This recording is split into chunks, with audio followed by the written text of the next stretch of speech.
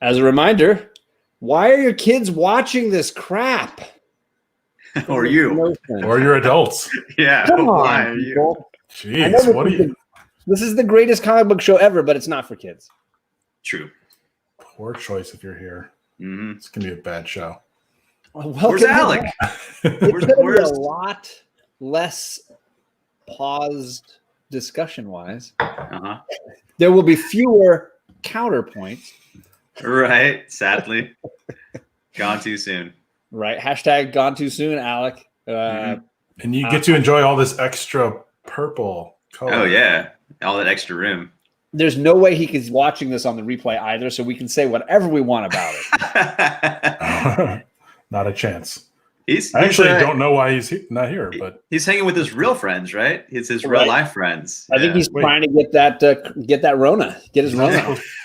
Are we not supposed to be doing that? Right? That's what I'm saying. I don't know how that works, but all right.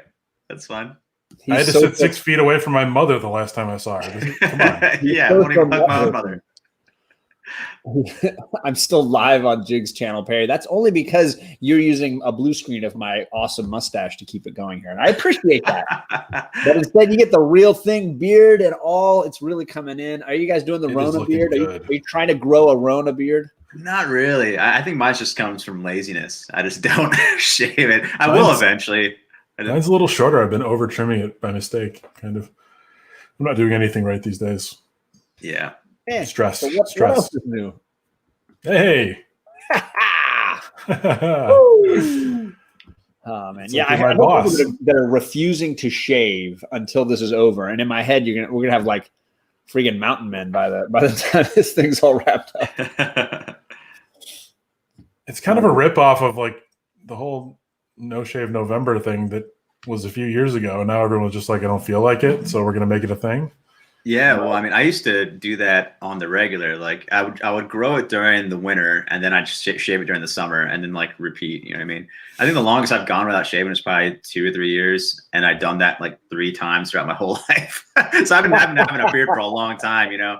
But lately, I've just been whenever I feel like I just buzz it and then let it grow whenever I feel like. I don't know. I haven't had my beard like trimmed in a good while, so it's definitely getting mangy in some spots. So I'm due, but I'm impatient with it. So I'm like, I'm not the kind of guy that gets like beard oils or combs. You know what I mean? I know that's a little too much maintenance for me. I'm not disciplined enough for that at all. Yeah, no thanks, man. I'm not a fancy boy. So if I see a hair that's getting a little too long, I'll trim it individually, but I'm not. I'm not getting product for my beard. I'm starting. I saw like a large gray hair on the side. I was like, "Oh Lord, where are the tweezers at?" So hopefully that hasn't grown into a beard yet. Buddy. I know. There's no fighting it. So just let it happen. Be distinguished. Yeah, Comic Man Andy's got a couple really cool gray streaks in his beard. I love it. Yeah, so much character. Catch him tomorrow on Andy Given Thursday. I'm excited to see the premiere. Yeah, absolutely. Oh, is he offering to come on?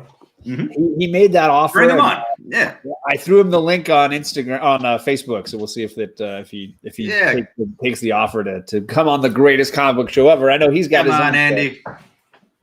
I like that he thinks this is going to be a whole show about beards just because he started talking. He's like, I'm in. Beard talk, right? He's like, we're doing a beard show? Why didn't no one tell me? Sweet, guys. Oh, man. What's going on new with you guys? Anything? This whole coronavirus thing is just dominating my life because I work in the media. But listen, it's my job. If it happens, we cover it, right? We can't run away now. Right. Absolutely. The news. So it's everywhere. Well, and there are things to brighten your day, right? There are. I will say I got a solid 20 minutes of joy out of John Krasinski and the cast of Hamilton the other day. Like that was pretty epic. I don't know if you saw that.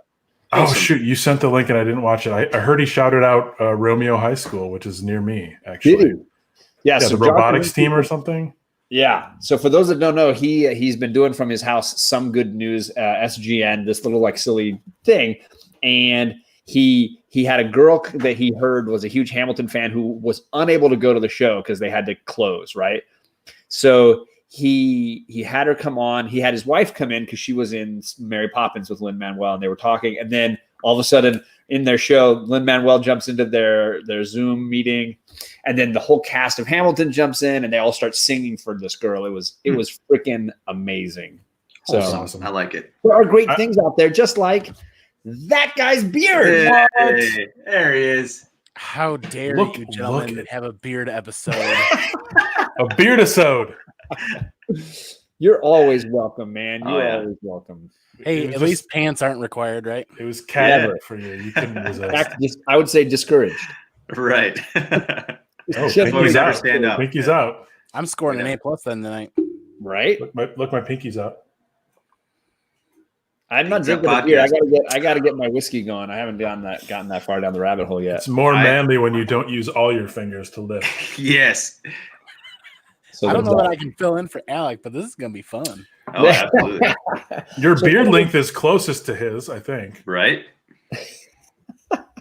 Yeah, maybe. I don't know. It's almost like having it here. Say something about having a cum and you're good. Yeah, that's the minimal effort you have to do. How does he do it? He's like, we're gonna have a cum. For all we know, he could be off doing that right now. That was a perfect flexion and everything. So sorry, Alec, you're replaced. He's already better than most of the shit. Yeah. I love it. It got stuck. You got to oil that thing. That's what she said. Oh, yes, it is just like it's right in. Bam. Bam. So I'm gonna grouse about the other guys. Holy, just Rican and his comics super chat. Sorry, I was not gonna grouse about you, Rod, because that is a super chat that is going to the Hero Initiative. So shout out to you, Rod. Much appreciated, big guy. No, I was gonna bitch about the other nights, the other people doing these other shows in the week who take away all of our awesome Fast and the Furious twerking videos and throw them out so they can throw their other clips in. Drew, I would like to point out that John, we've only been in this show for 7 minutes, and John has used the word grouse and mangy, both words. Yes, it's like vocabulary show-off time. It's amazing. I'm loquacious. He's got diction. Oh, he's got that diction. He's like, I'm leaving. So hey, you guys, don't take my stuff away, man. You're ruining the quality of Wednesday night by robbing us of Vin Diesel twerking. It's really all we have. Everything else is window dressing. Yeah, and the Emma Watson. That's all we have. Emma's gone. Emma gone. She gone. That's incredible. Is it all because of this mainframe Comic-Con thing? I don't know. Maybe. Oh yes. By the way, I dropped the Segue. link a couple times for that. Let me share my screen for Mainframe Comic-Con because some new guests were announced. So we should show that off. Here we go. We are going to be the host for this. For those that don't know, when it rolls out here, you can find and enjoy the Mainframe Comic-Con right here on the Comic Core Network.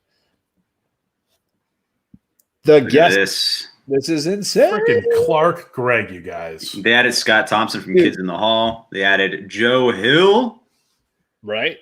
Hill House. They got the least popular guy from Clerks. Yeah, it's the most popular guy. It's a reunion too with Marilyn Gigliotti, right. So that's pretty awesome. From Back to the Future, Claudia Wells. Holy crap! That's catch her on Instagram too. Marty's girlfriend. Yeah. Celebrity guest host. Kane Hodder's dope. Oh, Ashley Witter. Ashley Witter hasn't canceled yet. That's good. Right? Thumbs up. She's like, I'm too hot for this Comic-Con. I feel like they're just scratching the surface. It's all getting announced. We got a couple of 3 weeks left until this thing rolls out. So just keep checking in. And these shows here on the Comic Core, we're going to keep throwing out info. We might even have surprise guests jumping into shows to talk about it. Nobody as good as the Comic Man Andy, of course, but I'm just saying other shows might have lesser individuals. Andy, who's just silently combing his beard. We got half of our show on here, so that's cool. Andy, when do you know that you're done combing? Like, I'm never a true. Is it just a feeling? Never done out because we got a special guest, just like I said, Chad himself, Comic Core Chad. What's up? Yeah, what's up, dude? I was literally just jumping in here to add. Well, I was gonna. I was jumping in here to add a picture for you guys to load. Oh, okay. Then I'll let you. Chad's like, you should not have taken me Cool. live. This is not good. He said load. Here's the thing. I'll announce we got a really cool guest, and I'm excited about it. He just signed on. Literally left me a voicemail saying, "Hey, I'm all in." This guy. Captain America. Whoa. OG Captain America. His name's Reb Brown, former football player at USC. Yeah, so he just joined us. That's great. He's super exciting. He's super excited. Legend was going nuts on the phone with him, so it was pretty cool.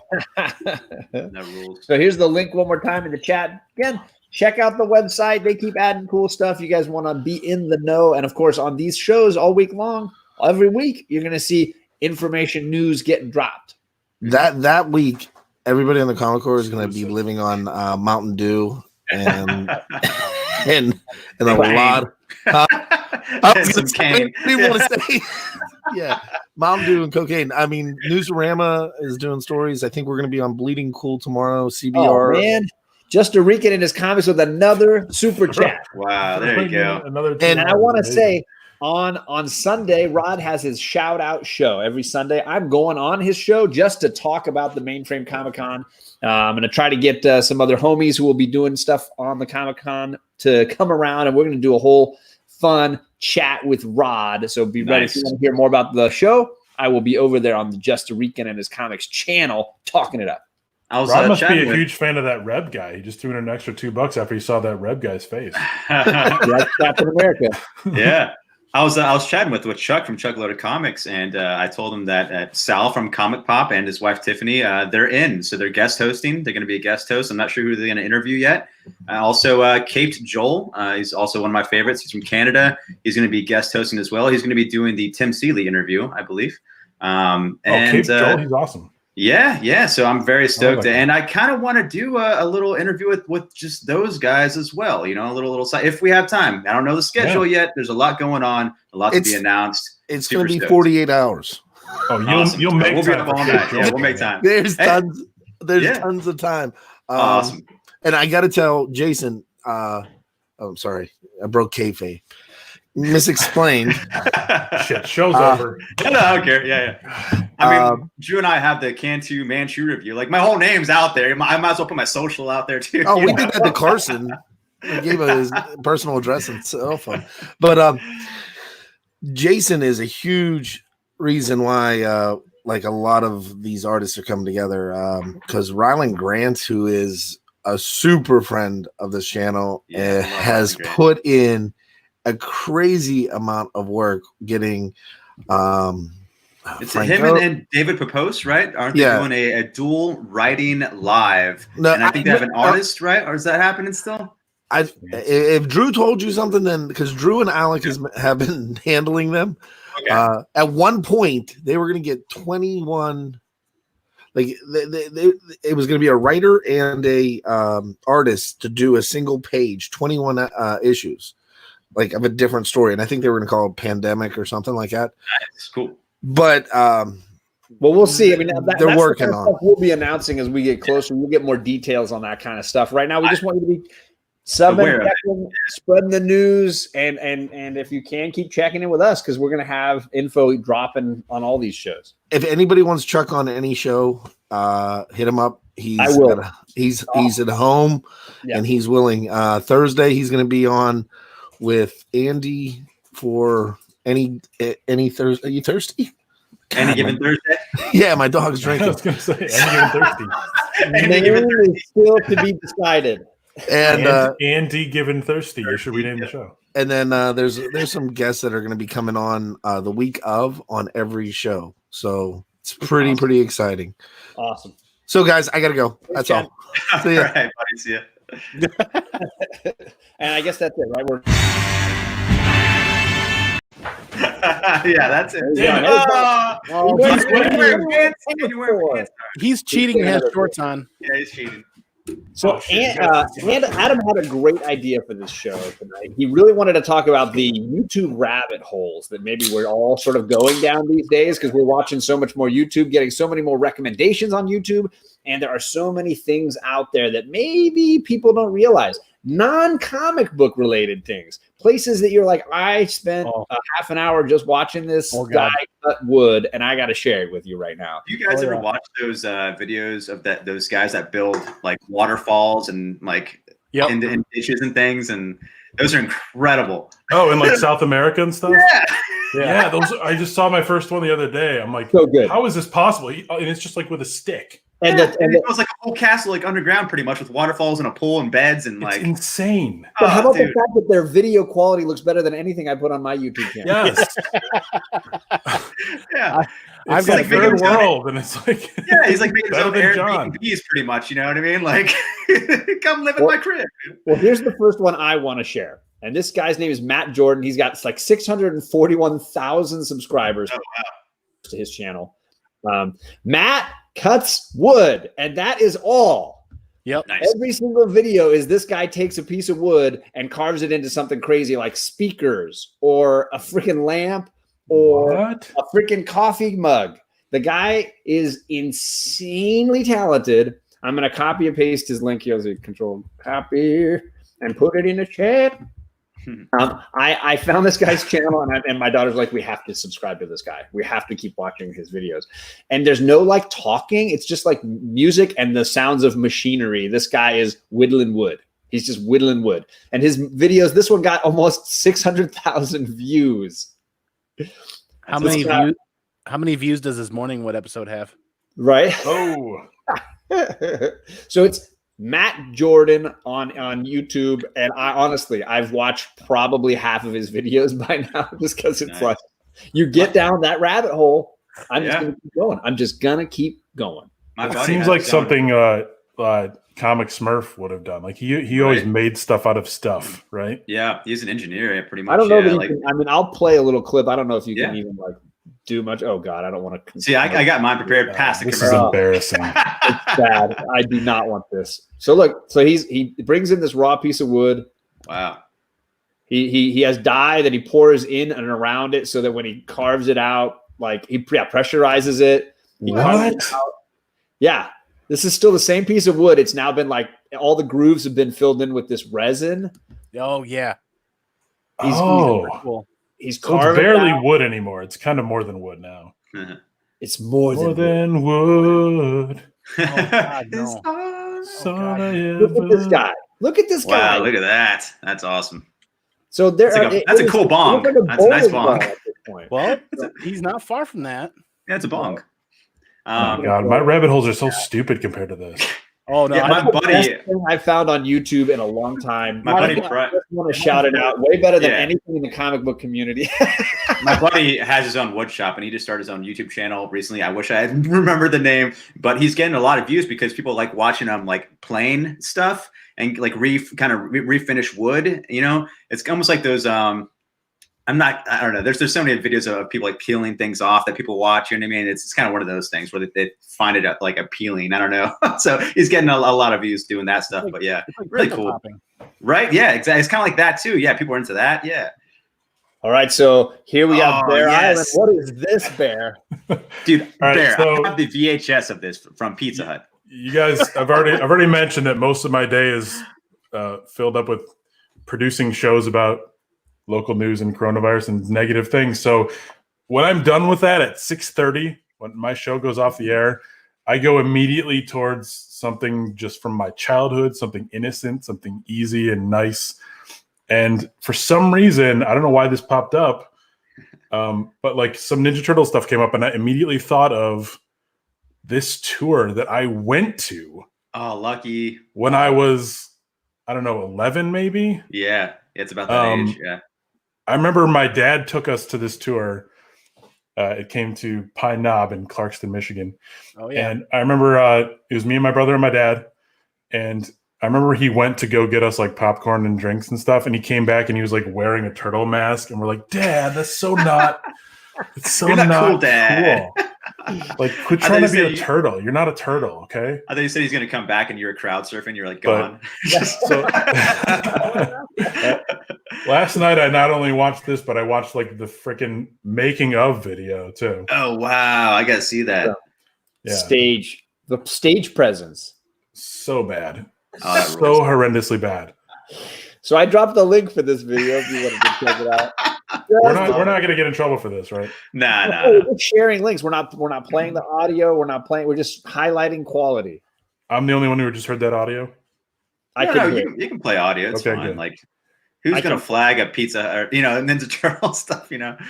I just like the dance. This is great. good at the twerking. I almost feel like we need a GIF of this. I just remember the show was interrupted by Shredder. Like, he tried to stop the music. Yep. And they had to fight to get it back. Yep. Yeah, I've seen a metal dubbed version, with like people playing metal over it. in the behind the scenes thing, they talk about how Donatello made all their instruments like special since they only have like 3 fingers. There's the bass guitar with 1 string. One string. Oh, and, the keyboard has like triple size keys and stuff, and it's just like the biggest BS. You have the fingers that are that big, you gotta do yeah. Anyway, that was my rabbit hole last night. I'm gonna unshare that one. I think I don't want to traumatize our audience. Yeah. Jason, did you have one you wanted to mention? Yeah, let me go to my little tab here. I've been very busy at work, so I have not gone down the rabbit hole in a long time, but I have watched some of these things. Like, these dudes were cooking. Yep. Sorry, I got to mute this. There we go. These guys were cooking steaks with lava. Oh, yeah. And which is, I wouldn't recommend, because, you pretty much just burn the bottom of your steak on both sides. Gosh. You know what I mean? And the insides are going to be like raw and red still. Like, I don't even know if they ate this or not, but we need answers. yeah. So yeah, their steaks are on fire. Oh my God, I found this video. Holy cow. That's some paleo shit right there, huh? Yeah, it's great. Like, so I went down like the lava rabbit hole too. I was watching like lava flow into oceans. A lava rabbit hole. That. Oh yeah, dude, it's great. But I haven't looked at this stuff in probably a year or two. Yeah, good time. Cook some steaks with lava. Guys, YouTube. There's a lava genre on YouTube. There is. Yeah. Right. Who wants to go next? All right, I got more. And obviously, Andy, if you want to jump in here, you let us know, man. Yeah, Al, that's actually pretty good. Going from lava holes into dirty holes. This is my guilty pleasure as of lately. Oh boy. You can't show that, buddy. I don't know that I'm allowed to play that. I don't know how. Photographs. Yeah, What do we? We said YouTube, not RedTube. All right. I don't know how I stumbled on this guy, but this is a drain addict, and this dude goes around and cleans out the gross drains ever, and it is the most disgusting and gagging thing to ever watch. But somehow, once the drain's cleared, you're super satisfied, and you're like, "Oh wow, good job, man!" He's on number 444. Videos. Holy cow! I feel like we're doing our own version of like Perry's lurking show. Yeah, totally, absolutely. They're really disgusting. They're like laying in bed. I'm like, I'm gagging. I wake my wife up. She smacks me. She's like, "Stop that!" Oh my God, that's hilarious. Gross. All right, so then I got a community member who is doing stuff that is not just comic book related. So I can shout out some of the stuff that our man Mastodoni is doing these days. Where's my nice. All right. I love Donnie. He's He's in Baltimore. Awesome guy. And this is his YouTube page. Let me copy and paste that. Control copy. Sorry. And Donnie's been doing music lately. It's so freaking awesome. So if you look through, obviously he's still doing. He's got his contest going. Abbey Road. Here's the Beatles Abbey Road he did. He's got his other things going on here, graphic novel stuff, but he's been taking great albums and just going through and discussing them on his channel. So we got Megadeth, Rust in Peace. You got Black Sabbath, Paranoid, going to premiere on the 12th at 3:00. You got Guns N' Roses, Appetite for Destruction, Blue Oyster Cult, Van Morrison. So if you want to just some good music talk, all kinds of different albums. There's Iron Maiden, right? Donnie is awesome. I love hearing his perspective on things. And my man, he's got some great music talk going on, and I've been enjoying these videos. I haven't been commenting on enough of them, and that's my bad, but I've been listening and watching almost every single one. So Very definitely worth the time. That's awesome. Yeah, I think the Gray Man, I want to shout him out too. He does some of those. Oh, I love Gray Man. Yeah. Yeah. His Fallout videos are good. He plays Fallout. Nice. What is going on here? Oh, okay. So last night, I don't know if you guys heard, but one of America's great songwriters, John Prine, passed away from COVID-19. I don't know how that got me onto Bob Dylan. I think it was just folk songwriters type thing. For sure. But I ended up watching this entire 1965 Bob Dylan press conference. It's 51 minutes long, and I watched the whole damn thing. And this was right when, during his most controversial period, probably when he decided to go electric. And he was getting booed at a lot of his shows, and like the journalists who were all gathered here in this studio, which is just a weird concept now, kept asking him, like, they're like, so what is it like getting booed at your shows? And he could rattle off every single crowd that booed him and every single one that didn't. Like, he was seriously keeping track. Wow. He was very clearly, like, you know, it was phasing him. But he was this is probably his best hair, if you ask me, also. Yeah, for sure. I think Muddy Waters did that too. Same thing happened with him when he went over to electric as well. He was a lot of negative reviews, but the album Electric Mud, when that happened, now it's looked back upon as a classic, but at the time people did not dig it. I want to say Bob Dylan did that around like the Highway 51 or Street Legal days. But yeah, cool stuff. I mean, you can't go wrong with Dylan. For me, I always love Dylan. I think he's a great, fantastic writer. Some people can't stand his voice or whatever, but I mean, I think just the message, and his lyrics are just always so poignant. The lyrics, the poetry of the time. Yeah, right. By the way, 50% of the people in this video, journalists included, are smoking. On live TV. You can barely see people through all the smoke. It's Bear, does the volume work on that? I'm just curious. I had to cover Bear Island, but that's a great comment by Dave Enrique. I think I can. It gives you the option to share audio, but I didn't choose it. So okay. No, I dropped the link though. I've been dropping the link for every single video, so people that want to come back later and check these videos out, just go through chat. It's right there, every single video. Did you have another one? He was so cool. Sorry. Yeah. Anyway, I am a big music fan. I've worked in the music industry for a while, more than a decade. And my favorite genre of music, I would say, is like stuff from pretty much every genre from late 60s to early 70s. That's just like a sweet period in time for me, just across the board. And one of the my favorite, I work for a death metal, or just an extreme metal label, I should say, just because it's just more than just death metal, black metal, doom, all kinds of stuff like that, psychedelic. But the extreme stuff goes back to, like, I would say originates with like Screaming Jay Hawkins. You know, he had the face paints and the bone through his nose and the voodoo image, so I would say he's probably the first. Second, I would say, is this guy, the Crazy World of Arthur Brown. I'm gonna mute it. But yeah, it's from England.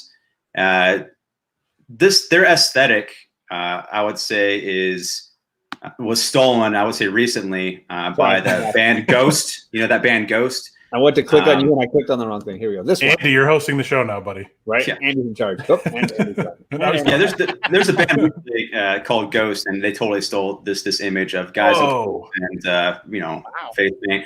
But this it's awesome. It's from I'm gonna say 1969, and the music is more on the psychedelic side.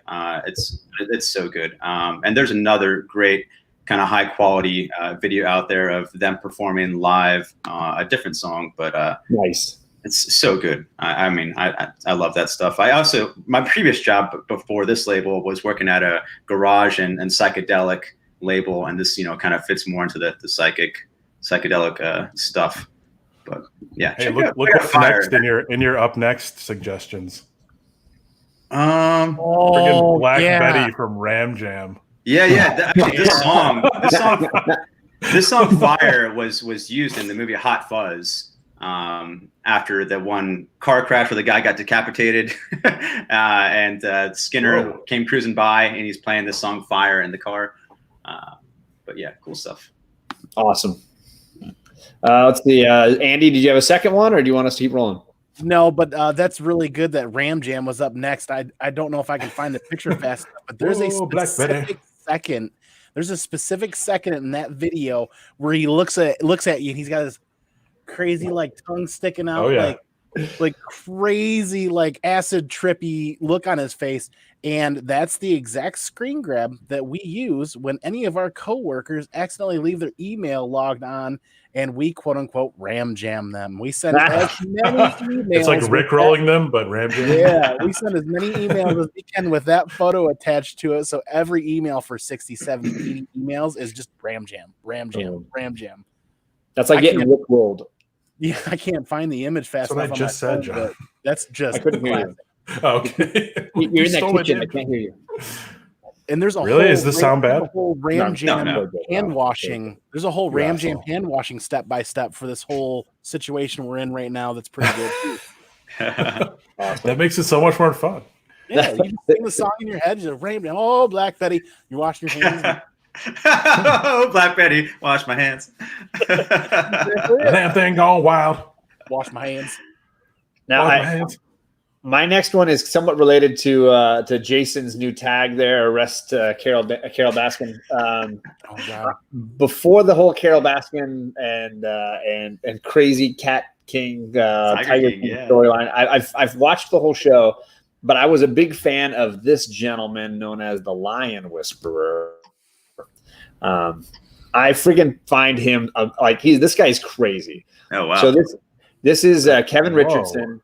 And Kevin has a preserve in Africa where he is taking in animals from circuses, or maybe there's a country that needs to clear a lion that's attacking people in a certain area. He'll take them into his facility. He'll care for them, and he's got this unbelievable sanctuary. And he goes in and hangs with the freaking lions.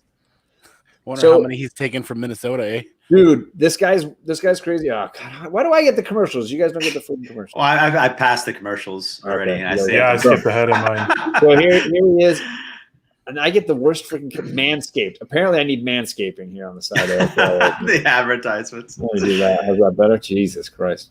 That's so look at that. He's in there. He's talking with them.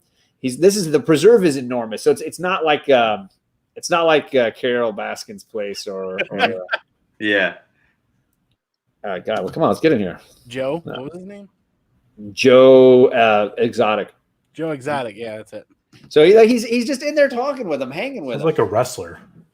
Now they have had injuries and incidents and things on his facility that he talks about. But he's an amazing guy. I've read his book. He's his life is unlike anything ever that you've ever heard of before. And he posts stuff on Instagram. He posts stuff on Facebook. He posts stuff everywhere because he's trying to make money to keep the preserve going. It's not a place where you come and pet. They're not breeding for any reason. They're just caring for the animals. And he takes them in from all around the world. He takes them in and cares for them. And so it's really a blog of his caring for the creatures. I wonder how many of his employees still have both of their arms, though. I don't know, man. I don't know. But he'll go in. He talks about like when he gets new equipment, he has to like share it with the lions first, so that he knows will they like it, will they destroy it, or whatever, and then it passes the test before it goes on. That's adorable. So there you go. More of your Tiger King stuff. That's super cool. Anybody else got more? I got a whole bunch more. All right. Let's see here. Let me get in here and share Bear Island. What do we got here? This one's from a podcast about the Martinsville Satanic Panic. Oh, cool. Yeah. I love this Satanic Panic stuff. It's Martinsville, Saskatchewan. Satanic Panic was just a thing for a while there in like the late 80s, early 90s. And it reached Martinsville in a small town where some kids got the idea in their heads that they were being abused at a daycare. Maybe one or two kids got this idea somehow. And next thing you know, like cops were being accused of running like a cult, like True Detective style, and like just messed up stuff, like crazy accusations that were way false, completely false, because it was a highly religious community and they wanted to, quote, believe the children. And all these people got accused of terrible things, like this cop who's like being interrogated by another cop. And like, it was just nuts. Like the way everyone got swept up in this thing. What happened was they brought in this, like after there was one accusation or one or two, they brought in this child psychologist to sit with all these kids who went to the daycare. And he ended up convincing these kids that they had been abused. And so that they would like tell that they were abused, even though that they weren't.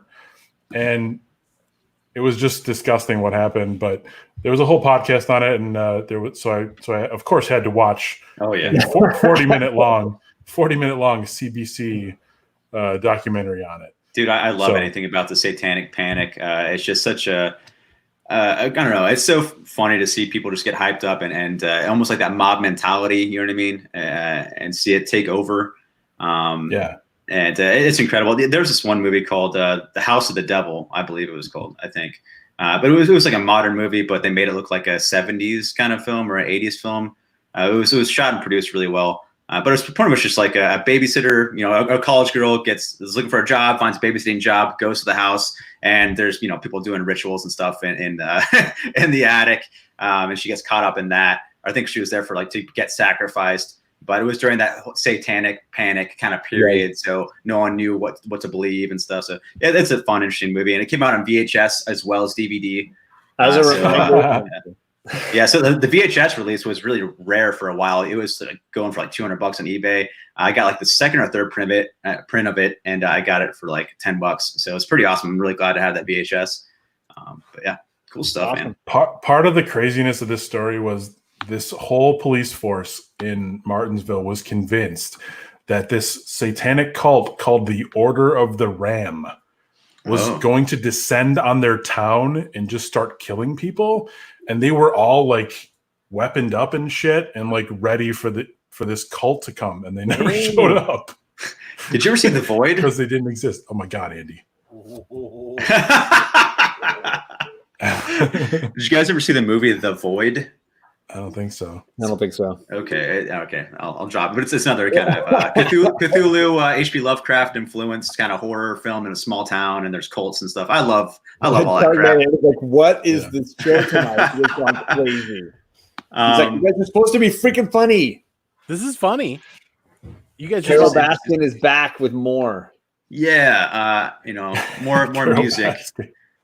This one I'm going to play a little bit of it, just the first couple seconds, but I'm really big into this genre called Turkish Psychedelic. So psychedelic music from Turkey around the late 60s, early 70s. It's very, very distinct sound. A lot of it gets too traditional for my taste, but there are some amazing hits. So this one I would say I feel like they got caught up in the 70s American influence rock and roll. So here's a little bit of it. Sure if you can hear it or not. No, I can't. No, I can't hear it. I figure not. All right. Let me find what it says. Put it in the chat. You know what I mean? Put the link and it's all good. Yeah. I'm going to have to figure out how to type all that because there's umlauts and shit. Right. Yeah. After you listen, leave in the comments what you thought of it. Yeah. I would say if you, listen the first couple seconds, then it gets a little more traditional. But yeah, those first couple seconds are killer. I am living under a rock. I've never heard of this stuff. This is awesome. Oh, no, yeah. I love Andy, don't worry about it. I haven't heard of this either. And I fancy myself a music fan. I think I got it. What is the... Oops, yeah, I keep looking at your link. Oh, your link's gone. Okay. I have to copy and paste. I think I got it. I think this is it. I can probably do it from my phone. I'll get you close. I'll get you close. All right. But I'll tell you right now, my recommendations are going to get pretty wacky after dropping all these links. I can't wait to find what YouTube algorithm says I should be watching next time. Dude, algorithm's been so weird lately. I kept getting real little kids stuff after every comic show for about a week and a half there. I don't know what was going on. All right, we got to do our word bubbles, right? Because we're going to run out of time here. Yeah, let's do that. Are we up for that? I don't know that we could get time doing a few more, but I still have another show. Even though Alex not around. No, I could do a lightning round with mine. Okay, yeah, that's good. Is there a fancy? Yeah, I got like 4 left. Okay, do it. All right, so. Oh hell yeah, from the Strokes, right? Yeah, Julian from the Strokes, lead singer. Julian Casablanca. He's in a different band, but he showed up at this college radio station to do an interview in the Pacific Northwest or something, and like it's like a really respected station, and he clearly doesn't like doing interviews. So he shows up, and he's a rock star. He had a show the previous night or whatever, and he's clearly tired. And he shows up and he asks for some coffee, and they don't have any fucking coffee at a radio station. And it's killing him. Like, he's really struggling through the first part of the interview. He's like, are you kidding me here? Like, and then he really opens up and actually starts talking after a while, but it was just so awkward. He was just like, can I get a coffee? And they're like, oh, sorry. Like what? Man. Next one's super depressing, but illustrates the whole rabbit hole concept. It's a thing that you don't think you're ever going to watch, right? So somehow I ended up watching this documentary about everyone who jumped off the Golden Gate Bridge. I saw it in the course theater. Of 1 year. I saw it in the theater. It was an independent movie release, and it showed nationwide in some independent theaters for about like maybe a week. And I saw it at downtown Pittsburgh in a small theater called the Harris Theater, and it was the most depressing movie I've like ever seen, because it's real. You see people follow their deaths. You see interviews with their family and their background story. Yeah, they tell the story of every single person, which is the only way they justify the fact that this movie was made, that they wanted to tell these people's stories. Damn. But they actually show them falling from the bridge because they set up a camera. They set up a camera, and just like it was a static camera that just stayed there for a year. Anyway, moving on. It's so powerful though. Like, I would honestly still recommend that movie to watch at least once if you're feeling up for it. It's super. I mean, of course, it's super powerful and emotional. People are dying, but geez, man, if you're feeling really happy and want to like temper that a little bit, like we need more of that nowadays. All right. Yeah. On a happier note, I love reaction videos to people watching great music for the first time that are like young and haven't seen it before. Oh, nice. Queen's "Somebody to Love." Montreal 1981 is maybe one of the best musical performances I've ever seen in my life. And so I probably watched 12 of those. So just which one is the best one? I got 7 here when I searched that. I searched reaction to Queen "Somebody to Love," and I got like 8 people watching. Oh God, there's dozens of reactions. Okay, I just didn't know if there was one that was like, you got to watch this. They all have to be good. Okay. Yeah. I love that he's just got like a Heineken here on his, and like 4 or 5 beers. All right, I'm gonna just paste the search results link. You can find all of them right there when you search it. Okay. And finally, sort of apropos, I guess. Life Uncontained is this couple who decided to just make a home out of a couple of shipping containers out in the country. And they're just like going step by step. It's this guy and his super hot wife, and she gets pregnant like midway through. So they have a baby on the way, and they have an adorable dog. And it's just like him struggling with like plumbing and like all the little things that he has to, like electrical and everything he has to do on his own, because they just want to live a simple life off in the countryside. And that is a very popular. That is a very popular thing that's picking up now. My wife is actually going to build a house probably in the next year or two. But it's like the first of its kind here in Pittsburgh. It's going to be, I think, 3 stories. And we're trying to get some zoning permits and stuff like that. It's just going to be like a long political battle, actually, because there's a lot of small townships and stuff. They say you can't have shipping containers for some reason, but there's a lot of like cutting edge architecture that's built around that because it's so affordable. You can have like pretty much $1 million house for like 200,000, 300,000. You know what I mean? Like it's incredible. So I'm super proud of my wife and what the work she's putting into to make that happen. Awesome. It's incredible. Yeah. So I'll keep you guys updated eventually, but that's like a long time from now, Whoops. Oh, didn't want to do that. I want to do that. Ooh. There we go. Bubbles is still here, just in honor of Alec. We still have Bubbles in tribute. And there she is. Love it. So I was on with Drew Manchu talking about like great issues of of What If, and I was like, dude, I found this in my daughter's room, and so I was like, I should just freaking read this. The first issue of What If. It's on the screen, and he's holding it. What? Yeah. And so I read it, and it's odd and it's hilarious, but it's retro because it's a throwback. And this sequence was hilarious to me. So because Spidey's part of the FF, they go on a mission, and Reed Richards pulls the douche move of saying, well, you're my wife. You can stay home. We've got this. The guys will take care of this. They go. Namor shows up like he always does to run off with Sue. He runs off with her. But now she's actually torn who she wants to stay with. Ooh.